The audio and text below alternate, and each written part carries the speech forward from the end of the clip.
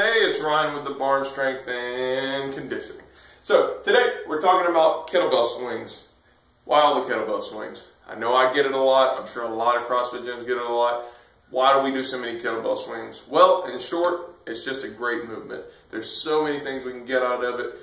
First off, we kind of get this full global detection from it. We kind of get to see where you're weak at, where you're lacking. So if you're doing your swings, shoulders are getting tired first, well, maybe you're a little weak in the shoulders. If you're doing those kettlebell swings and your glutes fire up really fast, well, maybe your glutes are a little weak. Maybe that's something we need to work on. Maybe it's a postural issue. Maybe it's a mobility issue.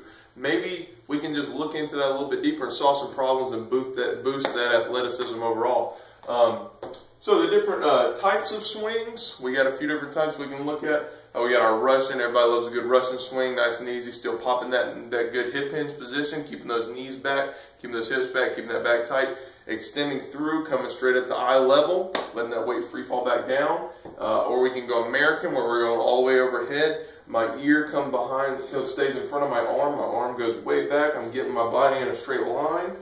And then we got two different styles we can swing with there. I can go snatch pull, where I'm pulling straight up through my body, trying to keep it close and flipping overhead, coming back down. Or I can go this full swing, where I'm just fighting back against gravity, using my hips a little bit more, kind of letting my body kind of control the weight as it's coming up, not so much arms, more posterior chain there.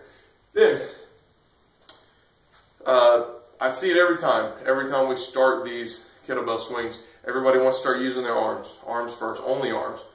Well, as soon as you learn how to keep those hips back and really fire through and put that energy into the kettlebell, and you get that weightlessness as it's going up, man, now you're really performing the move well, and it just becomes a lot easier to crank those out over time.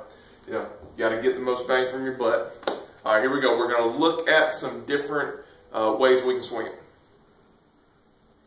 Looking at our setup for the kettlebell real quick, I want to go wider than my hips, just about shoulder width, maybe a little bit wider. I want to grip this kettlebell right over top. My hands probably are going to be touching. I'm keeping my shoulders back tight. Now, whenever we go into initiating that movement, I want to go hips straight back. My back is always tight. This is our good hip hinge position. It's the same way we set up for a deadlift. My butt goes straight back. My back is tight. My knees are back. Very important we're not getting into the squatting when we kettlebell swing. If you're using the wrong muscles, it's not going to be nearly as efficient. So my hips go back. I'm driving through, and I'm going to pull this kettlebell up. Now, right now, I'm going to go some Russian swings. So my butt's going back. Now I'm using my hips to fire that weight up. So now we can look at some American swings where I'm going all the way up overhead. Now what I'm going to show you first is that snatch pull, where I'm keeping it close to my body and flicking it up overhead. So I'm all the way up right there. And I'm kind of leaning back, letting that weight fall in front of me. Now we can look at this full swing. I'm fighting these G-forces of this weight. I'm leaning back against it, using my hips a little bit more here.